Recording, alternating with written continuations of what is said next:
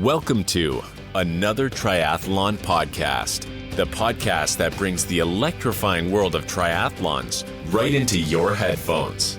Journey into captivating conversations, share the excitement of race recaps, enjoy the humor only a triathlete would understand, and join us as we debunk myths and bring you the bare, thrilling truths of the triathlon world. So feel your heart pound, breathe in anticipation, and get ready to dive into the world of triathlon. This is another triathlon podcast. Enjoy the ride. We are back again with another episode of another triathlon podcast brought to you by Mauna Endurance. It's Jenna-Caer, and as always, I'm all joined by Fede and Josh, and we're going to dive into lots of fun stuff this week. We have got this episode loaded up with tons of racing, the Ironman World Championships, and trust me when I say the results have us definitely buzzing. It was such a great race and some unexpected results in a few ways, but let's not forget there are some other races going on with a bit of American domination in the short course that we will definitely jump into as well. We'll also have our usual segments, the What the F and social media posts of the week. And the social media post of the week pulls at the heartstrings a little bit here. So as always, we've got some questions from our audience, and we're going to jump into some fun, a little bit of Balta talk because we're kind of obsessed with cycling and endurance sports overall. So let's jump on in. Let's start with you guys. How's the training going? How did your marathon go, Josh? Which part of it? Tell us all about it. It was, so I had an awesome week. Like, I think I posted about it a couple of times. My taper was like textbook and my recoveries were perfect and everything was just leading up to having the day I needed to have. And felt great. Got up nice and early, had my breakfast a couple hours before race start and got on my way. We have about like a 45-minute drive. So I got there, got checked in, got my bib, and my bib's actually 912, which is my anniversary, which is tomorrow. Cool. And I thought it was just like a really cool, by chance, I totally forgot they gave you the option of picking your bib if you register by a certain day. So now my wife's like, wait, that's really cool too. So we figured that out after the race yesterday. She was like, why did people have some weird numbers? I was like, oh, that's right. We were able to pick our own. But got to the race and got to the BYOB station, which was really cool. They had a bring your own bottle station. So pre-mixed all my electrolytes and went to drop it off. And I had been told you could bring one bottle. So we had a whole exchange process. Janine was going to come update my bottle and refill it every 3 laps. Well, there was a number of people that had 4 bottles. One guy had 9, one for each lap. And I was like, so now you're talking about it gets really difficult each lap trying to grab your bottle or find where it is. So I was like, whatever. Yeah. Went on my way, got my warm-up done and started and felt great. It was humid though. We had like 98% humidity, 95% humidity in the morning.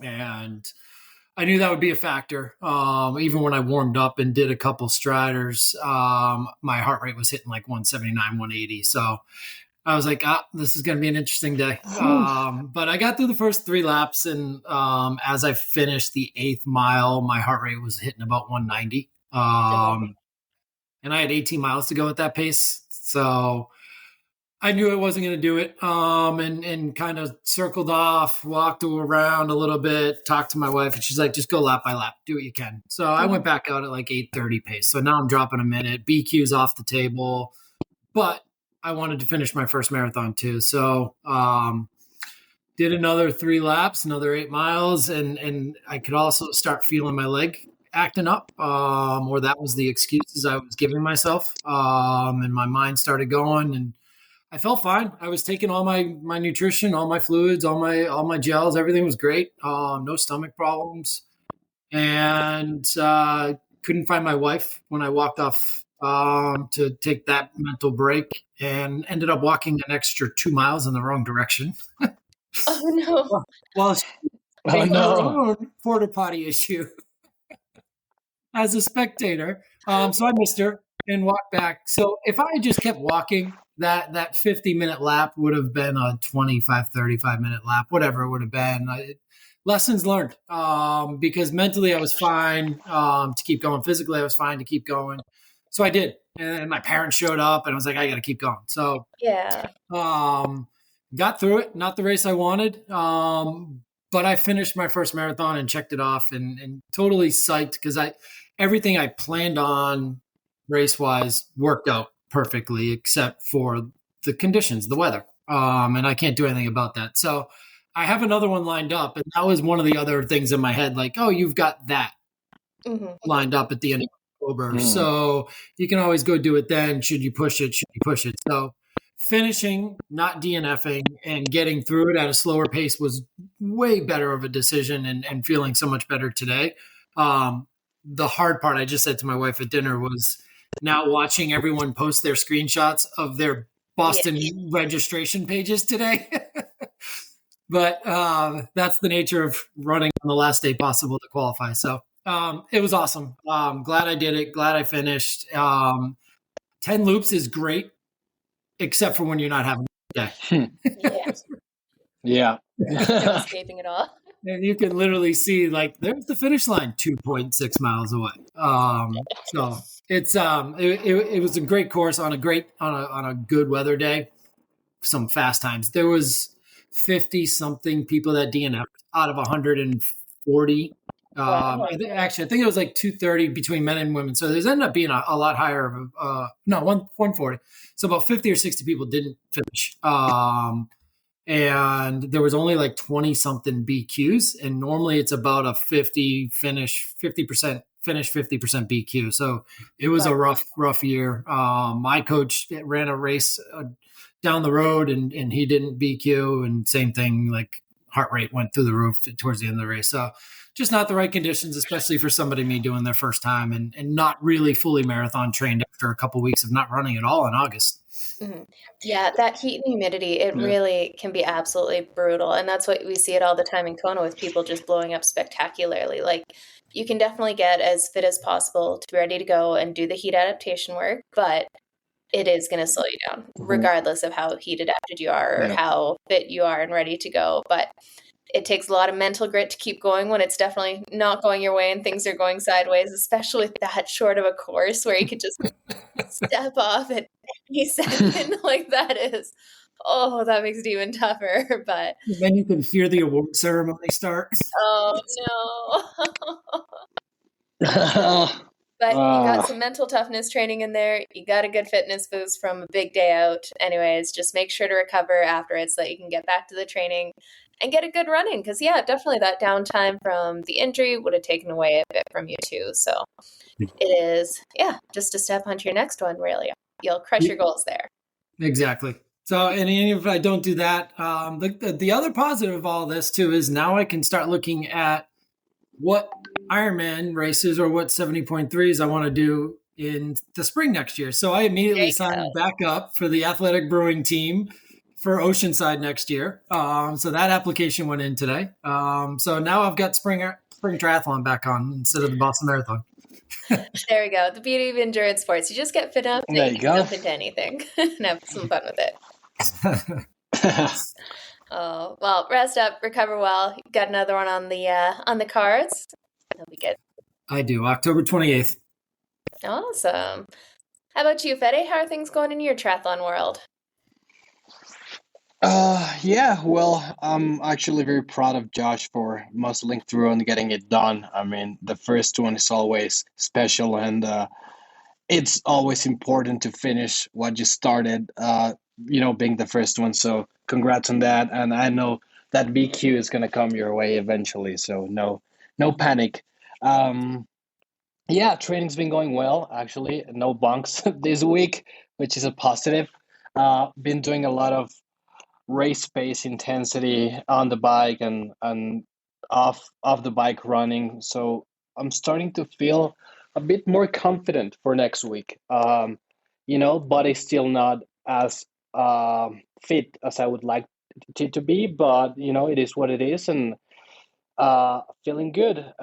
Good thing is that apparently Augusta has a downriver swim, so hopefully that plays into my favor. What about you, Jenna? Yeah, it's awesome that it has the downriver swim. Honestly, it's so much nicer starting nearer to the front after the swim instead of having to chase Yeah. Definitely helps. For me, I'm tired. Like, Tired of your workouts this week too. oh man. So it's like this weekend was like 5 weeks to Kona.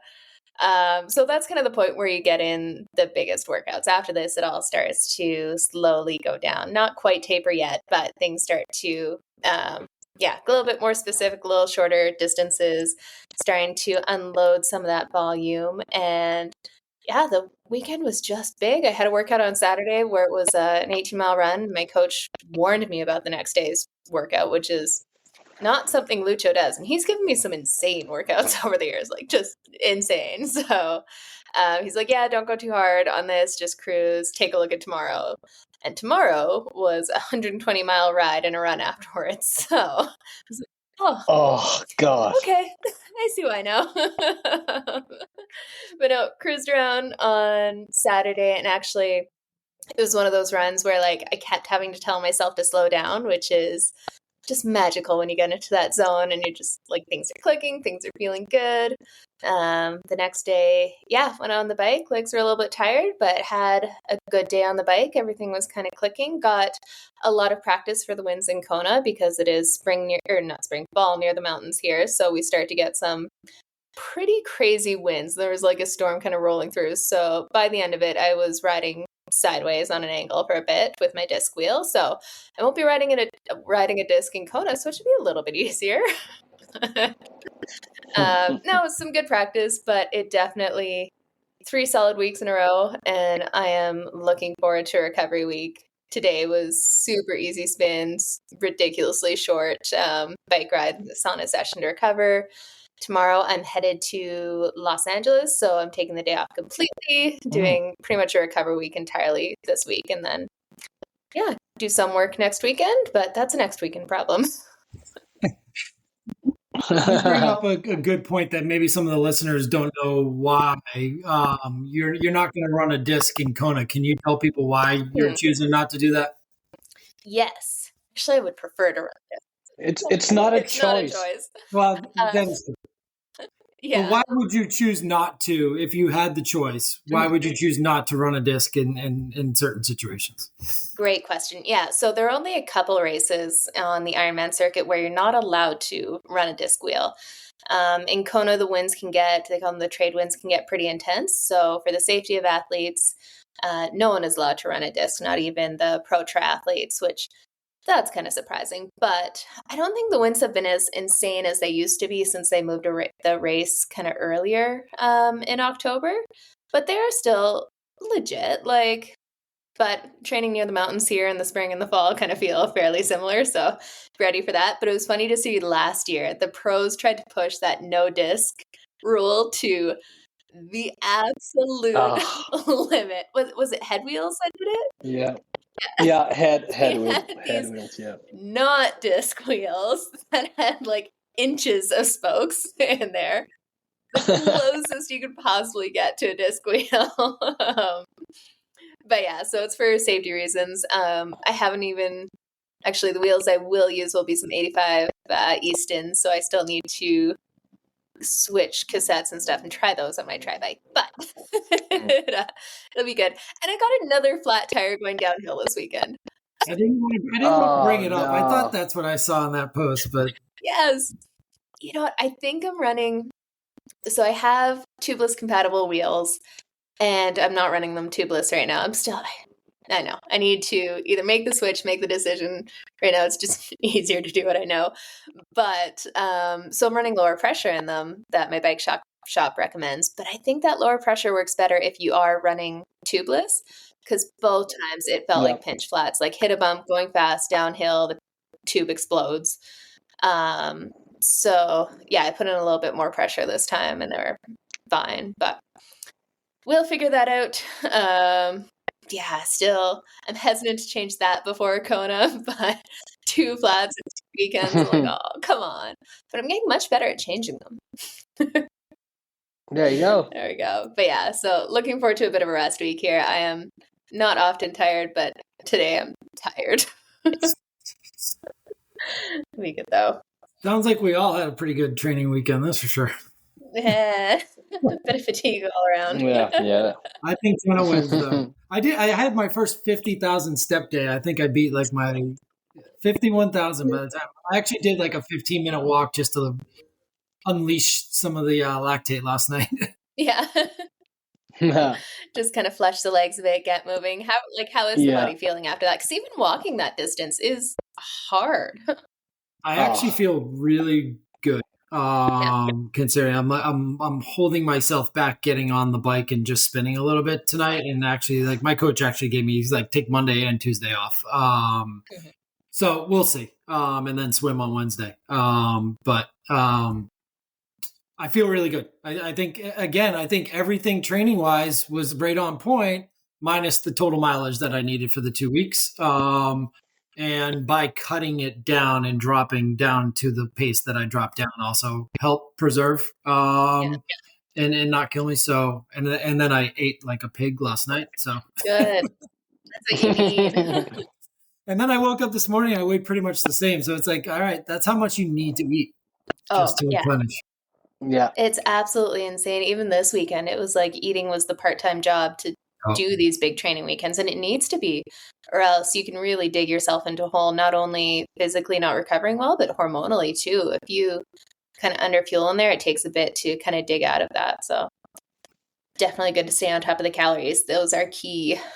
Yeah. It was neat. I had a few friends reach out. I had a lot of friends reach out to congratulate, but also people asking like how I feel and get through that. And I've actually been working with a couple of them today on people who kind of lost it at 17, 18 miles on their long runs this weekend. So really neat to be able to help others out. That's awesome. Well, shall we jump into the fun of this weekend? There was so much going on. We dive into the race results, and then we'll pick out some of those social media and WTF moments after that, because they definitely have a few to do with the races. There was, I don't know if you guys heard, but there was a little race going on. I think it was in Nice, maybe. Some elevation too. Maybe. There was some elevation on the bike. They cruised around the promenade, but a few bumps. It was nothing big. Obviously, if you're a triathlon fan, we had the Ironman World Championships, the men's race, for the first time ever outside of Kona in Nice, France, which I have to say, it looked beautiful, and that course looks brutally awesome. But it looked like it was an epic day out there, and those climbs definitely tore the field to shreds. So, Fede, let's jump in. Tell us what happened out there. What do we got? Yeah, like you said, there was a tiny race happening over the French Riviera, the World Champs, and it was, as we expected it to be, brutal, hard, fast racing from the gun, and I think it was a worthy course for a World Champs. Yes, there was a bit of magic missing, like the mystique that is Kona, and the aura, that the special place that Kona has in every triathlete's hearts. But other than that, this was an unbelievably very, very well put together venue and course. And we had a world champion for the first time ever winning in, not home soil. Sam Laidlow, he's British, but they moved to France when he was very, very young. So it felt like a home race to him, and you could see the excitement on his face. He was over the moon, and to be honest, I didn't think he had it in him, because the year he had, judging by previous performances, I wasn't sure he was healthy or mentally engaged into putting a performance like he did over the weekend. But happy to eat my words, and he just showed a different level of racing from the gun, and he just outrode everyone. He put on minutes to guys like Cam Worth, who's like a pro cyclist, like tour level. He held Patrick Langa on the run. Running at 2:31 is no joke, and being able to hold that, it's amazing. we had a few complications. Braden Curry got DQ'd, but then the rule got turned over because of littering. So he was out of contention early on the bike. We had the likes of Jan Frodeno being his last race, not having probably the race he wanted. And, these guys being off by a percentage or two, that means they're, off the back minutes. So, yeah, very exciting race, and it looked brutal. And kudos to everyone who finished it. I know some of our athletes went over there and did an amazing race, a couple of setbacks here and there, but that course was brutal, and you needed to be prepared, just like Josh's marathon. It was not the right course to have a bad day, and some of these guys just had not the greatest of days. We had a heat stroke from Christian Hugenhaug. Yeah, everything really, everything that could have happened over the weekend. What were you guys' thoughts on the race? Yeah, it was pretty crazy out there. That bike course, it definitely changed things up. But I was so impressed with Sam Laidlow. He definitely, you know what, I had written him off as well. Did not have him in my top rankings and thought, maybe Kona was just a fluke getting a draft off the front moto, and that kind of pulled him ahead. But he showed he can bike. He crushed it out there, even like putting the likes of Cam Worth to shame on the bike course. He absolutely ripped it from the front, and that guy could climb on that bicycle and on that course and just pulled away from everyone and then held it together on the run. Like, he was not going that much slower than Patrick Lange at the end of the day. And that was another person that we have to talk about, Patrick Lange. That marathon time after that climb was just unreal. Like, I had him in my top 3 there, but coming back from where he got off the bike to second, like, that is impressive. It was so good. Yeah. And he got off the bike. He was like, I'm just there. That's how I'm not that far back. This is great. Most people would be like, oh man, I don't have a chance. And he's like, nope. All right, let's go. It's easy. Let's get people. But yeah, even like Magnus looked like he was standing still when he passed him. Oh, it's crazy, the difference in form and run stride at that point. Like,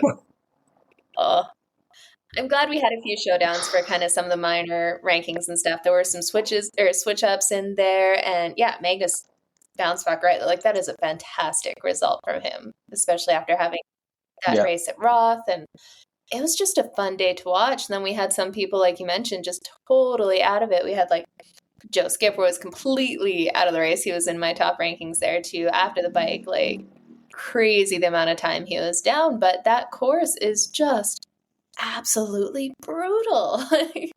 I want to do it so bad.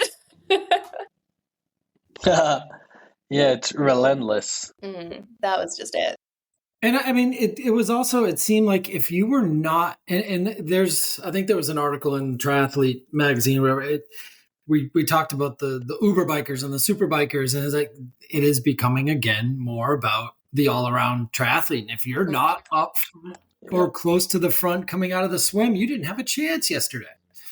And that kind of showed through. And I mean, what Sam did is just insane. I mean, I got to my race, I think, when he was about to get off the bike. And so and then I watched it afterwards. And it was insane what he did on the bike. I mean, it's just like, it wasn't close. And that's why I was like, it was nice to see some races in the run between some of the other spots and second, third, and fourth. And Magnus holding on for third too was a big part of it. But man, I mean, Patrick, I think maybe an ultra marathon might have been able to have a chance to catch. There we go. Yeah. But it's really cool. And then to see the whole camaraderie all weekend with all of them and having it be Jan's final race and then Jan coming down the finishing and smiles and just enjoying it all, like, even though he's 25th I mean, it wasn't his day, but it's still, he made it his day. And that was kind of cool. And everyone else there was completely okay with it being Jan's spotlight for the moments he needed it to be. So that was really, really cool. Yeah, and I heard rumors and rumblings the week before that he might not race, which I was like, Oh no, don't tell me that. Yeah, Same. apparently some Achilles issue popping up, and Jan doesn't usually come up to a start line if he's not gonna win the thing, or doesn't believe he's gonna win the thing. So you know what, that has to take a big kind of mental, I don't know, that'd be tough mentally going into it, especially if you know you have this injury lingering and this is your last dance, your last race ever. You've won the world championships a few times at this point, and it's supposed to be like you're cementing you as the GOAT by winning this race as your final farewell. And that would be brutal to show up to that start line if he did know that there was a good chance that he wasn't going to have the run that he wanted that day. But kudos to him for still showing up, doing the race, getting it done. You could see him stopping and cheering on like Langen laid low as they went by. That was very cool to see. And he is definitely such a great ambassador and personality for the sport, just showing, no matter how top level you are, you can still kind of be there for the community and just, be a part of it. I think that was the other part too that a lot of people talked about. We talk about the bike course because it's so just scenic and gorgeous and up and the technical descents and all that. But that run course with the ability to have seeing each other in the 4 laps and passing and you got the age groupers getting to interact with the pros and just a really cool scene. And it adds to the whole spectacle that is a huge race like that. And it's not being in Kona. You look at that race and that was like up there with Roth. I mean, it was epic at the finish line. And you don't really know that until you finally get a chance to see it. And it was just really cool to see that run course as well. Yeah, I mean, and we saw Jan in 2018 when Patrick won, that he had some issues with his back. He was cheering everybody on and giving high fives, and he genuinely seems like a guy who wants everyone to have their best day, because he's the type of guy who doesn't want to leave anything to question. Like, I want to beat everyone when they're at their best. And to me, over the weekend, it seemed like he knew something was up because he was giving high fives and waving from the get-go. So I believe that he was honoring the race and the sport by finishing what he started at, trying to soak everything in. An amazing career he's had over the years. So congrats on Jan if something was up, even more so. But I've heard also that some people still believe he might not be done. So we're going to have to wait and see about that. Is he going to go? Well, we still have to wait to see what's going to happen with Mark Cavendish and stuff too.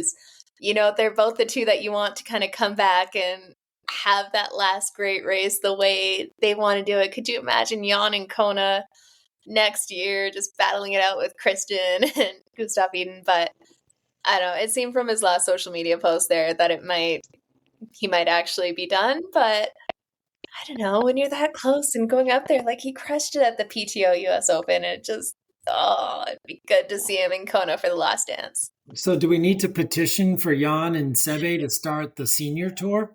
There we go. I like it. The German senior tour.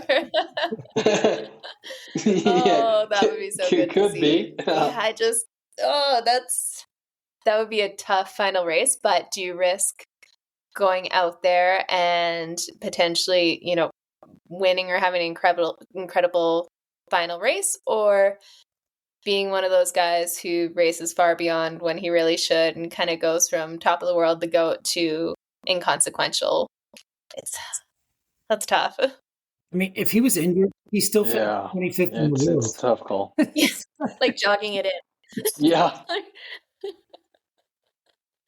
Oh man, yeah, no, and you got to feel for him. So I was going to use this as the what the F, but I remembered something else I wanted to talk about. But it was funny to see him running out of the water there. He's got juggling a plastic baggie in one hand, and people are asking what that was about. I think it was just to try to get into his cycling kit, because he races with his cycling kit down and then tries to pull up the arms so he doesn't have the restriction swimming. So I think that was to try to help him slide the hand in like people do with a wetsuit. But he ends up tearing down under his armpit, his tri-suit, which, when everything's about marginal gains in those 1%, that can't help your aerodynamics. Not that there was a ton of benefit when you're doing that kind of climbing, but it was still really... Yeah, no. It would make a difference. That's just got to be a mental kind of hit, which sucks. Yeah, I mean, the most impressive part was his laps are gigantic. So, Somebody's pulling with their laps.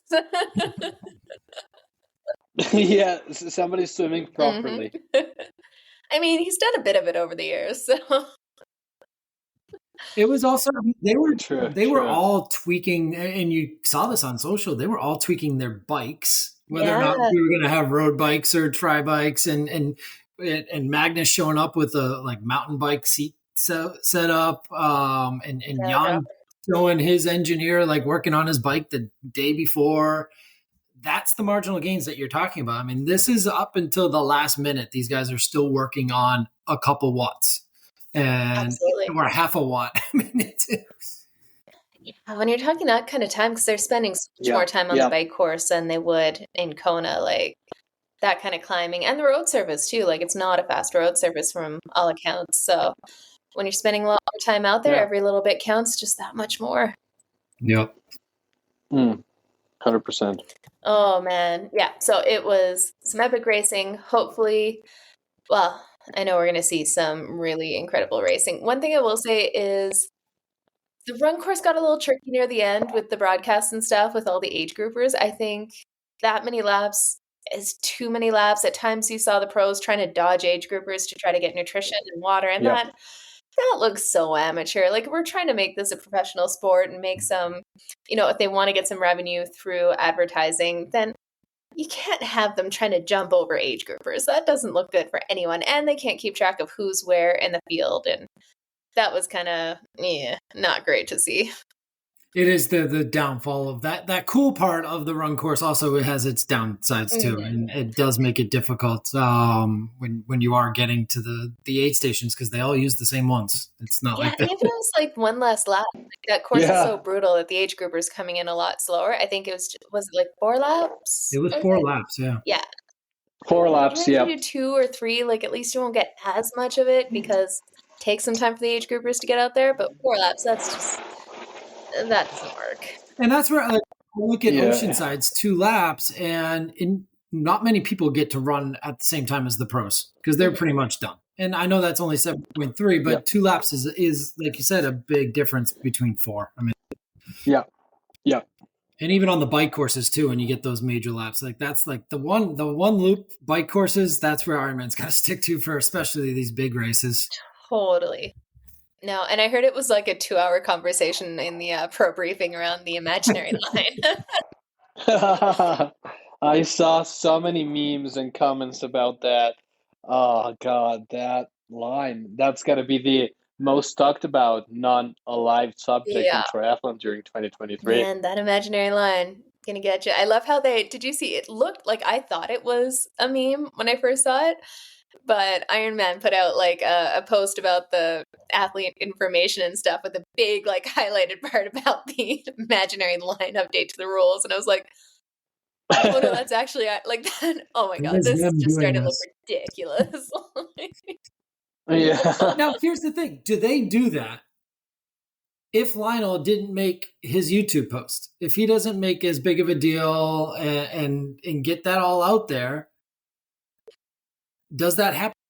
I mean, you wonder. I mean, A, they're probably not making the change, but B, they're not going to promote it or talk about it without that either, too. So kudos to them for acknowledging it and actually making the awareness possible as well, and telling people to share it and tell others to come to the briefings and things like that too. So it was definitely a turn in how Ironman typically handles things.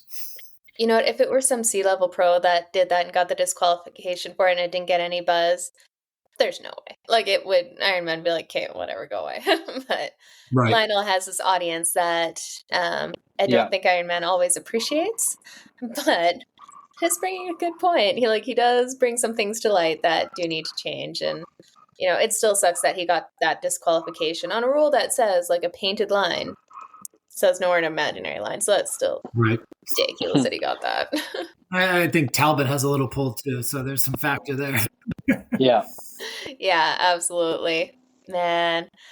Okay, well, it has been a lot of fun with that, but there were some other races going on this weekend. Maybe we won't go too in depth in there, but there were definitely some results. It seemed like half the people I knew in triathlon were racing the age group races all around the place. So, Fede, what else was going on in the tri world? Yeah, I mean, so before we jump into the WTCS, I wanted to share with the audience, Sam Lalos, I mean, one of our partners from Mauna Endurance Training Peaks, they sent over Sam Lalos' power file, and he rode for 4 hours, 31 minutes, and 28 seconds, the 180 Ks, and average speed was 39.6 kilometers per hour, and normalized power was 332. And Sam, he's about 75 kg, so this means he rode 4.4-ish watts per kilo for the whole ride. That is, yeah, that's crazy. It's more than a good test. I mean, yeah. Yeah, I mean, Rudy Van Berg, he rode very well, but it just goes to show the difference. He rode like 3.88 watts per kg compared to the 4.4, so different zip code. That's unbelievable. Yeah, yeah.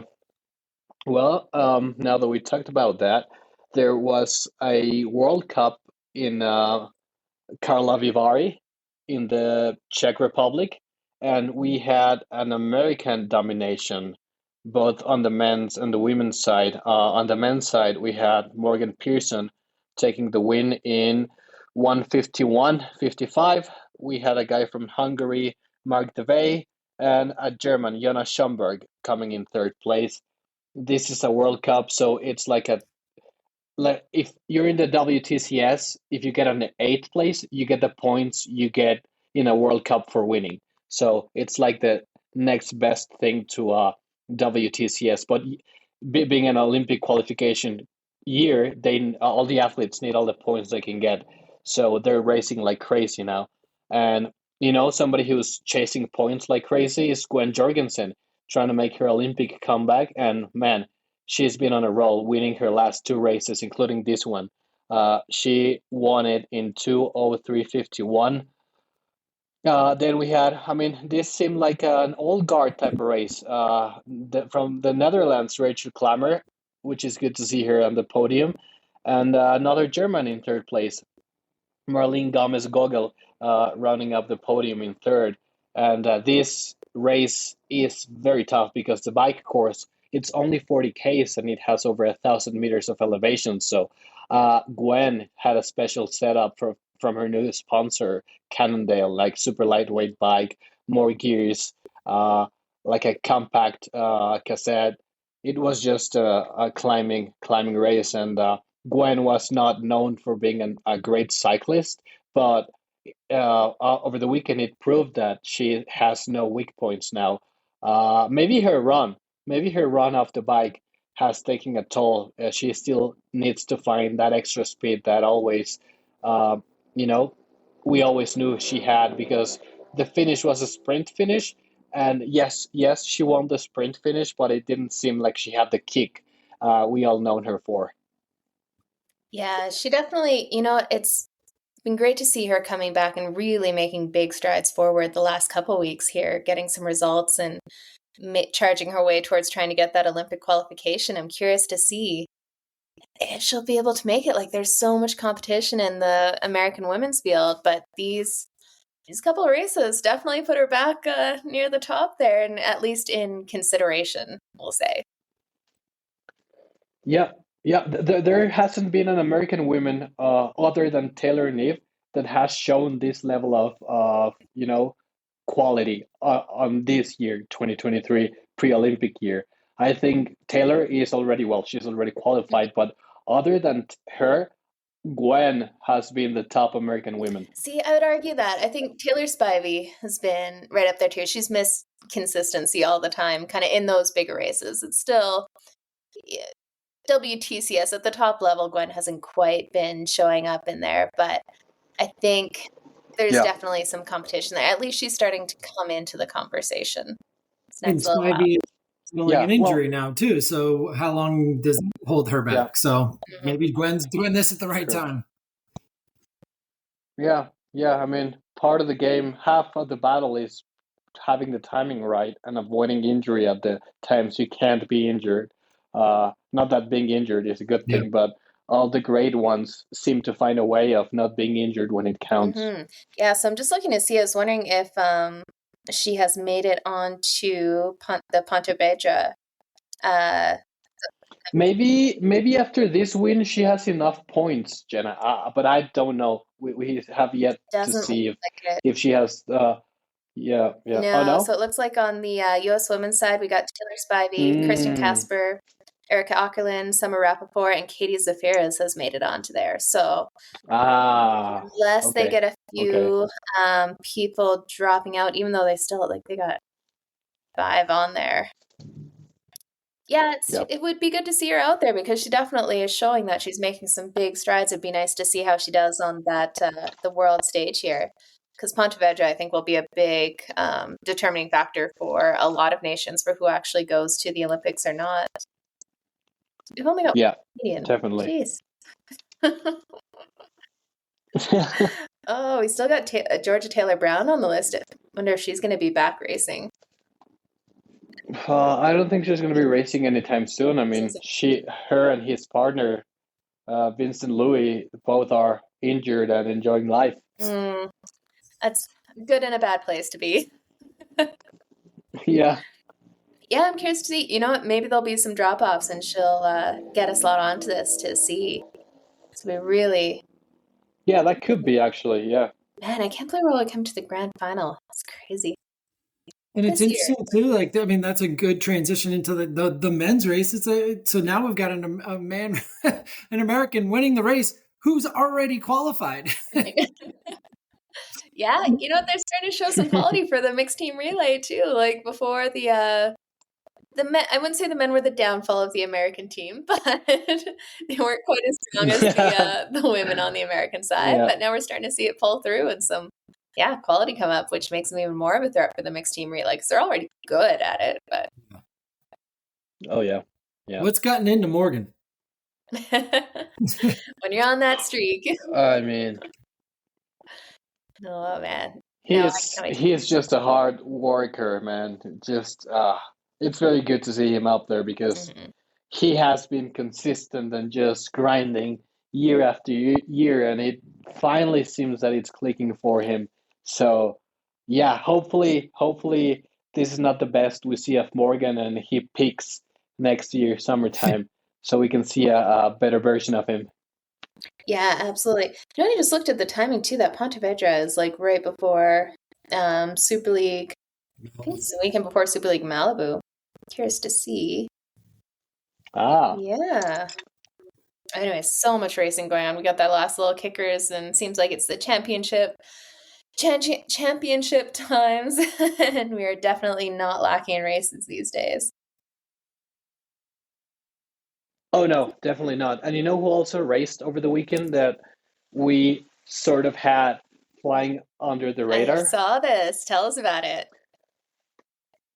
So this 40-year-old who a lot of people thought was already washed out and he's gonna go away from the sport, but he's a multi-world champion, 70.3 world champion, WTCS world champion, Xterra world champion. The only thing that this guy hasn't won yet is Kona, and it's good to see him back. Well, especially being Spain is close to home. Well, not close to home, but close to the heart. But Javi Gomez from Spain made his comeback during an Olympic distance race in Santander, Spain. So he's probably now healthy and in a happy place, and maybe he's gonna have one of those years that maybe next year in Kona we're gonna see a beast of a man. Yeah, I'd be curious to see. Like seems like he's been out of it for a while. It was kind of surprising to see him pop back up in the triathlon news. Yeah, he was, dealing. He got COVID, early on, and apparently he had, some of those bad side effects with and long COVID, respiratory issues and stuff like that, and then dealing with injuries, trying to come back, and how we are as athletes. As soon as we don't feel pain, but we might feel a niggle, we go all in. And I think that's what happened to Javi. But now it's good to see him back and healthy. And 40 years old. Maybe he manages to win Kona at 41. Who knows? I know, that's why you got to wonder, like, what are his goals? Like, making a comeback at 40 is definitely not, well, I guess we got Jan Frodeno, so he's not the first to do it. But yeah. got to wonder what he's looking to do and kind of, what the next couple of years hold for him. I mean, right now, the only thing missing on his resume is that Kona world title. So I'm pretty sure he's going to work towards that. Yeah. That would be impressive. I mean, it's along the lines with every other sport. So Djokovic, what he just did this weekend. I mean, it's insane what some of these guys and girls are doing later and later and later into endurance sports.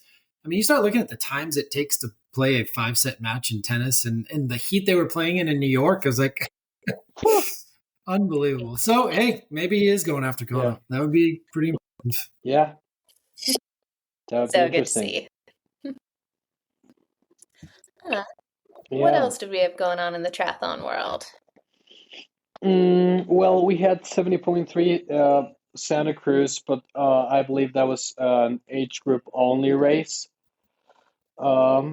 We had Ironman Wisconsin, 70.3 Atlantic City, and there was another race in Germany, in Eckner.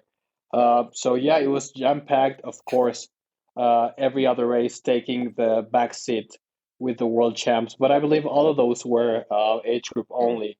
So yeah. And big shout out to all the Mauna athletes. We had so many athletes racing all over the place, all around the world in there. So it was very cool to see. My Ironman tracker was going off approximately every 20 seconds. Yeah, same. Markers and updates. And we had a few Kona qualifications, and it was just, it was so good to see. If you haven't already, check out the Mauna Endurance crew. It is a really fun group to be a part of. And our WhatsApp chat was just blowing up all weekend. It was so fun to geek it. Oh my God. I think I charged. We had one injury over the weekend, and it was an athlete who had already finished her race and was out cheering for others during the race the next day. T3 injuries are not pretty. Yeah, no. Yeah, I was gonna say that I think I charged my phone like 3 times over the weekend, because with the tracker and all the alerts and everything, it was just mayhem. Like, my phone was going crazy over the weekend. But yeah, shout out especially to Henry, Mauna athlete, Kona qualifier. So very happy for him. We had Vanessa Wagner, also Chad, Philip, Nick, Matt. The list goes on. I mean, I don't want to mention all of them because they're gonna get upset that I didn't mention all of them. But yeah. Yeah. Walking on thin glass. A lot of podiums, a lot of PRs. It was just across the map. Pretty awesome. Great to see. Yeah. Well, let's jump in here. We got our What the F moment of the week. I was asking you guys beforehand because nothing was standing out to me, but I remembered what I wanted to talk about. There are rumors that we could see a world champion doing back-to-back world championships with Taylor Knibb. Will she come to Kona? I've been hearing. She dropped. The biggest thing was she dropped off the Pontevedra start list, so she refused the spot for it to roll down. And it was a lot of we'll see. Whenever she was asked about it, there was definitely no I'm not going, and Ironman has given her a spot. So will we see Taylor Knibb at the Ironman World Championships? Any thoughts, guys? I'm all in on it. Ooh. I think so. Why wouldn't she see where she is? I mean, she's conquered every other distance that she needs to conquer. There's one big one left. And if you've got a handoff to go join everyone in Hawaii, why not? I mean, it's a trip to Hawaii. Yeah, I'm curious to see, especially like she just has that personality where it just seems to be like, why not try it? Like, why not see what I can do? Go experience it. Like, you want to do it down the line eventually. There'd be zero pressure on her. She's training for the Olympics. But She can ride a TT bike, and she's fit. Why not? Sponsors would be happy. Yeah, exactly. Oh, super happy. I think sponsors would be over the moon. Like if she races Kona and gets a top 10 and then goes win the Olympics, Yep. I mean, that's it. You can go home. Absolutely. And I think there'll be a few women a little concerned if they do see her name pop up on that start list, because it's so unknown. She could absolutely go put like 10 minutes into them on the bike and then make it to the finish line, or explode spectacularly. Like you don't know. And she doesn't know, I'm guessing, because she hasn't been doing marathon training for an Ironman. Like that's about as far from Olympic distance as you can get. So I don't know. I'd be so curious. It'd be fun to watch. And she just seems to have the right headspace and energy to like just go and see. Yeah. I mean, it's interesting because Taylor, she's a very smart person. And I think the team around her also, and they want to protect her because don't forget, she's like basically still like a teenager. I mean, not really, but she's super young. I don't know if this is going to be a decision purely off of sponsors, or if she really wants to give it a crack and see what she can do in Kona and maybe potentially going into long course after Paris. But I don't know. It's going to be interesting. If she decides to race Kona, I think it's going to be to gather experience and knowledge, and she's not going to put herself into a hole, because the plan A is to perform well at the Paris Olympic Games. So if she does, I believe she's going to have a good race, but she's not going to win. But because like Josh and you said, it would be just like nothing to lose, everything to gain. Experience, see if she likes the long distance, maybe even jogs the marathon, who knows. But yeah, it'll be interesting for sure what she decides. I think this weekend too is, speaking of, her expectations, I think Daniela got a huge boost again this weekend without even racing, seeing what Sam and Magnus did coming out of Roth and coming back into form. And everyone wrote Sam off on that run course in Germany. And then look what he does. So I think Daniela got a huge boost this weekend saying, hey, look, these guys can do it. I should be able to get back in form in 5 weeks for sure. Yeah, she's got 5 more weeks to go. That definitely helps that recovery as well. And yeah, I hope she shows up like Daniela Reef style, but get some competition from like Kat Matthews and just like, I think it's a real race. Yeah. I want to see something good. I want to see some battling back and forth. Well, it seems like most of them they're starting to do recons too now. So you're starting to see some of the ladies show up in Kona doing some rides and some heat training. Yeah. Mm-hmm. It's go time. Absolutely. It's go time. Yeah, I'll get some snapshots out there while I'm suffering in the in the lava rocks. That'll be good. Okay, let's move on here to our social media post of the week. Josh, what do we got? So I think this probably be a first. I don't know if it'll be a last, but we're gonna have everyone go check out the Ironman Tri social media post, social media page. I think there's a couple posts that we talked about. One that was really cool just to see, and we talked about it a little bit earlier, was when Jan took his selfie at the pros meeting prior to the race, and how they all just wanted to be involved in his going out party. And it was like, literally, these guys are all a bunch of buds and best buddies and best friends, and wishing their leader off and their captain off to a great final race. So that was really cool to see that post. But the one that stuck out to me again was late yesterday, and seeing Ironman start to post the late finish line stuff that we love to see in a full Ironman, especially. And there's your champion, Sam Laidlow, out there handing off medals to the winners or to the people finishing in 15 hours, 16 hours. And the first guy finishes and he's got an eye patch on, and he asked, I think he recognized who Sam was, and he asked him how he did. And he started to walk away, and Sam's like, oh yeah, I won. He's like, wait, what? And he has just this greatest natural reaction ever. And then you see the final finisher post, and there's Sam handing him his medal. And they tell even the announcer goes, the world champion is handing the final medal off, and just to see the reaction of the racer. And you can go to events where people don't even know who the professional athletes are. That's not the case in triathlon. Everyone knows who these guys are because they're all so open and close and walking around the village, taking photos with everyone, chatting, stopping and talking and having full conversations. And that to me was just another full example of what this sport is all about. And the tight-knit community. He had no reason to be there. And then there's pictures of him all over town today and people running into him in the streets. And it's like, what an absolute ambassador for the sport, and just really how this entire community is for the most part. Yeah, it's really good to see. And that's, like you said, that's something that you don't get in any other sport. It's really fun. And to be have that moment as the last finisher, not only you made it in, made it before the cutoff, but you get the world champ to hand you that medal. That is something they'll never forget. And that's what, probably 21 hours after he woke up to start his day. Oh, man. Yeah. Also that. Yeah, absolutely.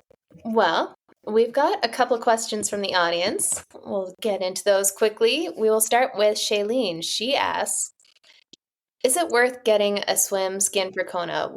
Is there really any benefit to them? So, swim skins in Kona. Fede, did you have some thoughts? Yeah. Well, Shailene, thank you for your question first. And I'm going to say, yes, do it. Get the swim skin. If you're a good swimmer, it's not going to affect you. And if you're not the greatest of swimmer, it's going to give you 1 to 2 seconds per 100. So just make sure you have body glide all over your neck, because those things chafe. But yeah, I mean, anything you can have to get an advantage, and it's legal, of course, do it. Me in particular, I like the swim skins that are sleeveless, but I know some people like the sleeved swim skins. I don't know how or why they like them, but yeah. But I would say go for it. Yeah, definitely. So swim skin definitely helps with the hydrodynamics in the water. Reducing friction between the body or your skin and the water helps you go a little bit faster. And then it has some slight compression in there too, which just helps overall make you move through the water a little bit smoother. And like Fede mentioned, any benefit you can get, especially when you're talking the distances that we do in triathlon legally, is a good thing, especially when you're racing world champs where there's going to be a few fast women out there. So it never hurts to be able to go a little bit faster or use a little bit less effort to go the same speed, depending on what your goals are there.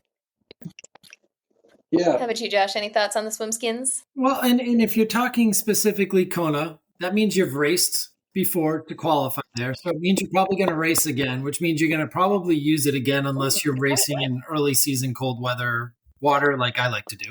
Or anywhere in Canada.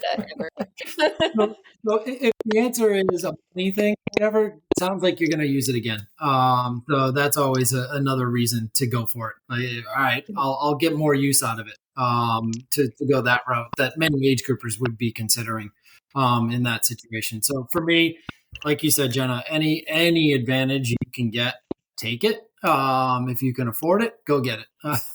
Yeah.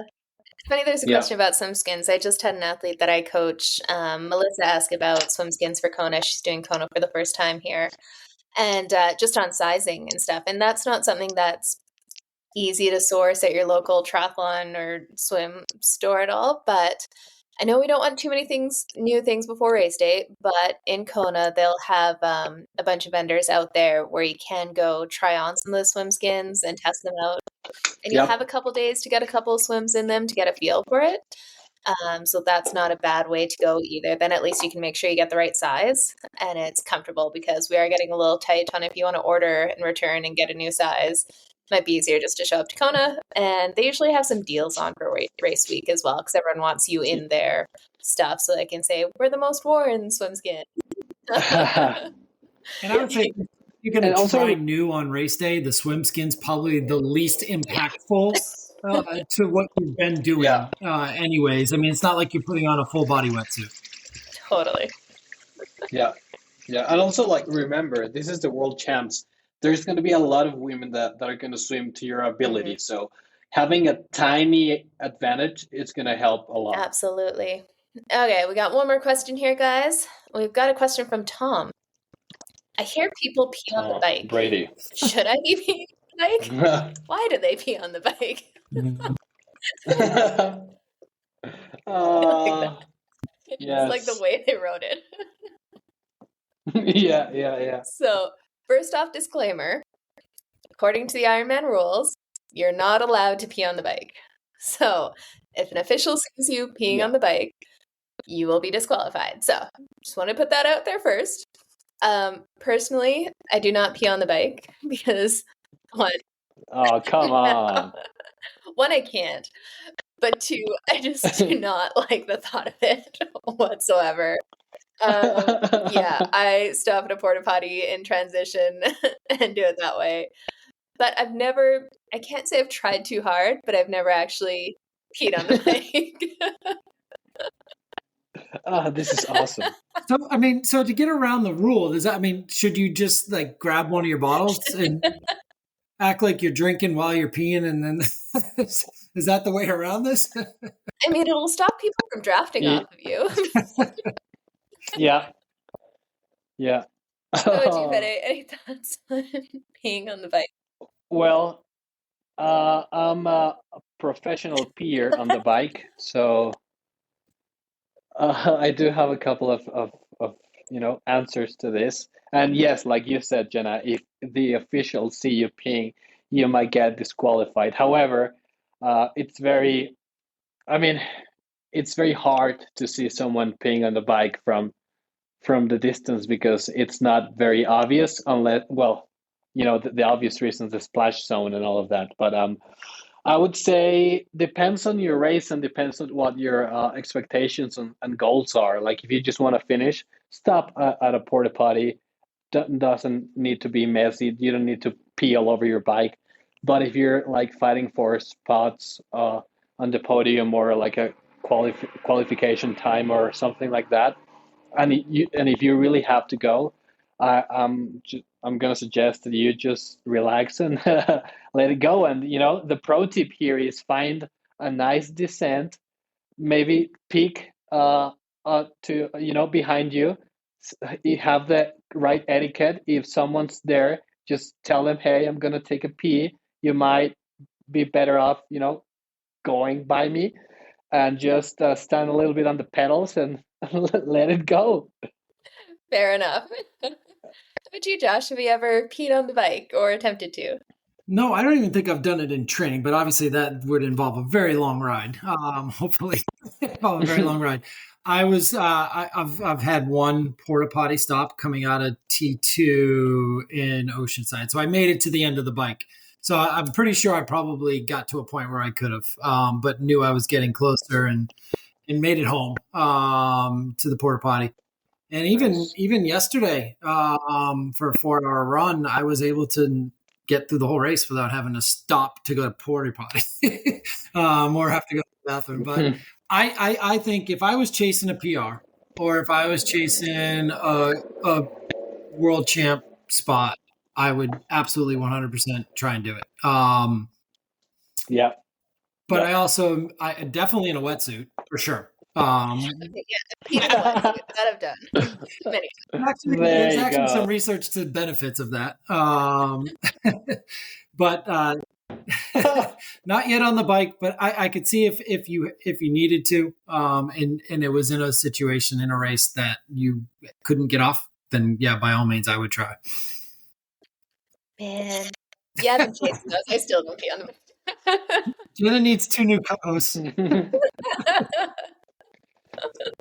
Oh my God, we are experts now in peeing on the bike. You know what the weirdest thing is when it clicks in your head when you're at the swim start and like you haven't gotten into the water yet or they don't have a swim warm up. It's wet all around you. Yeah. You're like, oh, that's And it's not rain. It hasn't. It's probably not rain. No. Speaking of swim starts, did you guys see that comment on Instagram that I made? this afternoon, and I tagged both of you. There was a race in Florida last week, just after the hurricane, and because of the timing of the swim start and the low tide, these guys literally ran the entire swim. No. Jesus. And they didn't expect it. It can get to the point where the tide comes in enough where it's like a 10-foot drop and there's a shelf. So you can see some of them diving and like practically like jamming their necks and getting up and running. This guy made a reel out of it. He's like, and there I am in first place running. Like, what were your splits? And he was like, it was a 355 per K. That's awesome. Yeah, definitely my kind of swim. Yep, same. That is hilarious. Oh my goodness. Yeah. You know what? You got to work on that swim run technique. Apparently, you never know. A duathlon. So you triathlon. There we go. That counts as both. Love it. Well, guys, is there anything else you wanted to chat about going on in the triathlon world these days? Well, I wanted to give a shout out to one of our Tim Russo, and sent me off a nice brand new Mauna kit that he hadn't used yet, and it's got my favorite Athletic Brewing logo on it and the Mauna kit, so I get to throw that on in one of my next races. So, and thanks to him, I sent him off a nice little case of Athletic Brewing, so he should be getting that any day now. That is very cool. Love to see that in the team. There you go. And stay tuned, everyone. We're going to have the Mauna team applications opening soon. So check out all the social channels. That'll be happening pretty quickly here. And it is just, I mean, we're a little biased, but the best triathlon team out there. So you should definitely check it out. The support is real, for sure. 100%. Absolutely. Well, thank you so much, guys, once again for joining me here. And we will be back next week with lots more triathlon gossip, race results, and fun. It's going to be a good time. Enjoy the training. Enjoy your taper week in LA. Yeah. I'm going to rest up here. Get a little bit more beach time than training time the next week. I'm looking forward. Before the final build. Absolutely. Have a great night, guys. See you. You too.